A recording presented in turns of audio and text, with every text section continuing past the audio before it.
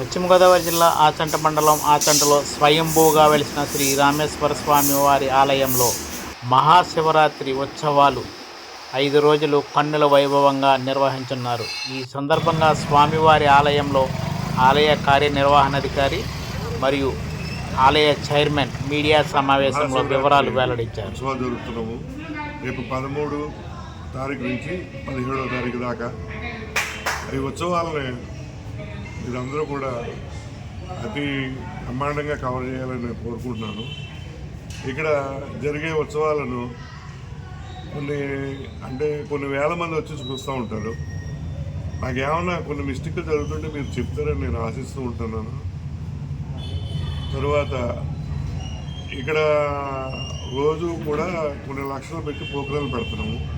ఆ ప్రోగ్రాంలు కూడా మీరు కవర్ చేయాలి. రోజుకో ఉత్సవాలు కనుక జరుగుతూ ఉంటాయి. మహాశివరాత్రి రోజుని పాలు, టీ, కాఫీ అన్నీ కూడా సప్లై చేయడం జరుగుతుంది. మా వరకు మా వంతు సహాయంగా మేము ఏం చేయాలో అన్నీ మేము చేస్తున్నాము.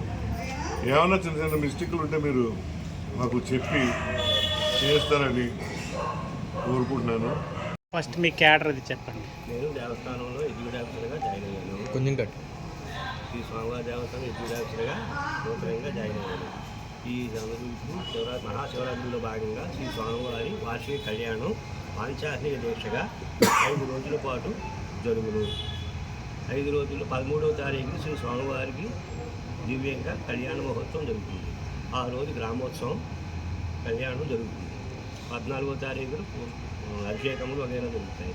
15వ తారీఖు మహాశివరాత్రి సందర్భంగా భక్తులు విశేషంగా 20,000 మంది హాజరవుతారు.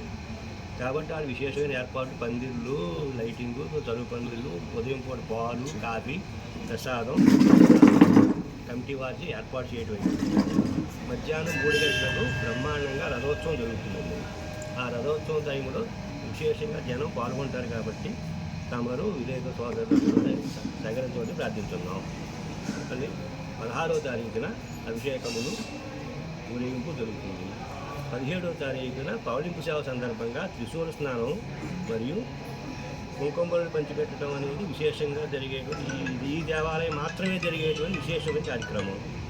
ఆ రోజున విశేషంగా మహిళా భక్తులు వస్తారు కాబట్టి వాళ్ళకి తగిన ఏర్పాటు చేశాం.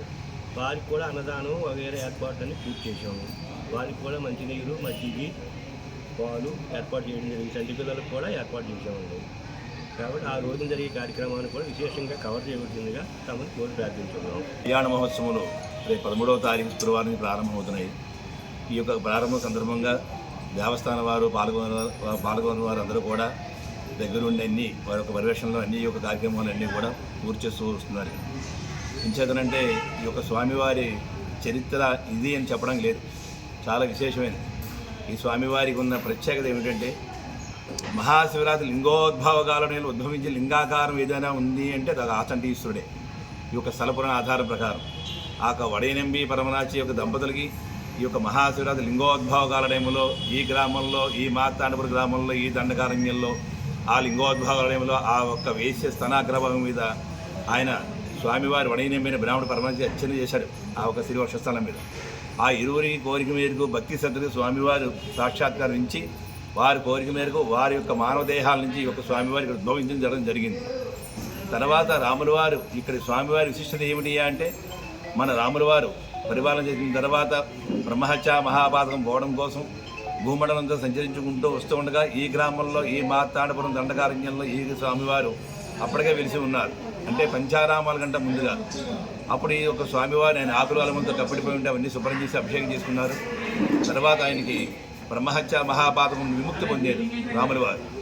తర్వాత బ్రహ్మదేవుడు చెప్పాడు, రామ బ్రహ్మహత్య మహాపాతకం విముక్తి పొందామని మోక్షం కలిగింది అంటే రాముల వారు ఆశ్చర్యపోయారండి. ఏమిటి ఈ యొక్క పరమేశ్వరి యొక్క ప్రత్యేకత ఏమిటి అంటే ఈ యొక్క స్తనోద్భవలింగాన్ని ఇంతవరకు ఎవరు కూడా పరిచయం చేయలేదు కాబట్టి ప్రథమర్చన నువ్వే చేసేది కాబట్టి మోక్షం కలిగింది అన్నారు. అటువంటి పవిత్రమైన క్షేత్రం మన ఆచంటీశ్వర స్వామి వారు అంటే ఇక్కడ అంచేతనంటే ఈ యొక్క శివరాత్రి నాడు ఉద్భవించడం భూమండలం మీద ఉద్భవించిన లింగాకారం కాబట్టి ఈ యొక్క స్వామివారి స్త్రీమూలకంగా ఉద్భవించిన లింగాకారం ఈ యొక్క స్వామివారిని ఎవరైతే భక్తి శ్రద్ధలతో మనస్ఫూర్తిగా ఆ రోజును దర్శించుకుంటారో, ఎవరైతే చూస్తారో వారికి ఏవైతే కోరికలు ఉన్నా కోరికలు తీరుతాయని ఇతిహాస పురాణాలు జరుగుతున్నాయి ఇక్కడ మనకి. స్వామివారికి 365 రోజులు వచ్చే అందరూ కూడా దర్శనం జరుగుతుంది. స్వామివారికి పాదులు కానీ తీర్థం కానీ ఎవరు మీకు అన్ని క్షేత్రాల్లోనూ అన్ని చోట్ల అన్ని రాష్ట్రాల్లో కూడా స్వామివారికి తీర్థాలు ఇస్తారు, పాదులు ఇస్తారు.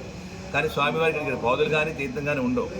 ఈ యొక్క స్వామివారు ఈ యొక్క మాఘమాసంలో ఈ యొక్క స్వామివారికి ఈ ఏకాదశి కళ్యాణం విశేషంగా జరగడం, అలాగే లింగోద్భావాల టైంలో స్వామివారికి ఈ ఉభయదాతలు వంశపార్యపరంగా జరుగుతున్న దాతల చేత లింగోద్భావ అభిషేకం వారు చేసుకుంటూ ఉంటే వచ్చే భక్తులందరికీ కూడా విశేషంగా చూడటానికి అవకాశం ఉంటుంది. ఇక్కడ చూడవచ్చు, జాగరణ చేయవచ్చు. ఇక్కడ తర్వాత స్వామివారికి అమావాస్య నాడు, మాఘ అమావాస్య నాడు స్వామివారి శ్రీ పుష్పోత్సవం జరుగుతుంది. స్వామివారి యొక్క శ్రీ పుష్పోత్సవం రోజు ప్రత్యేకత ఏమిటంటే ఆ ఒక్క రోజు మాత్రమే దంపతి సమేతంగా స్వామివారి పౌర్ణమి సేవలు ఉంటారు. కాబట్టి ఆ స్వామివారి ఆ పౌర్ణమి సేవలు ఉన్నంతసేపు కూడా వచ్చే ప్రతి భక్తులు అందరికీ కూడా అమ్మవారి యొక్క కుంకుమరిన తీర్థం జరుగుతుంది. దాని ఎవరి మంది కూడా ఈ యొక్క స్వామివారి యొక్క వైభవమైనటువంటి ఈ యొక్క చరిత్ర అంతా తెలుసుకుని స్వామివారి సందర్శించి విదేశాల నుంచి అక్కడి నుంచి రాష్ట్రాల నుంచి వచ్చి స్వామివారి దర్శనం చేసుకుని అందరూ కూడా తరించి ప్రార్థన కోరుతున్నాము.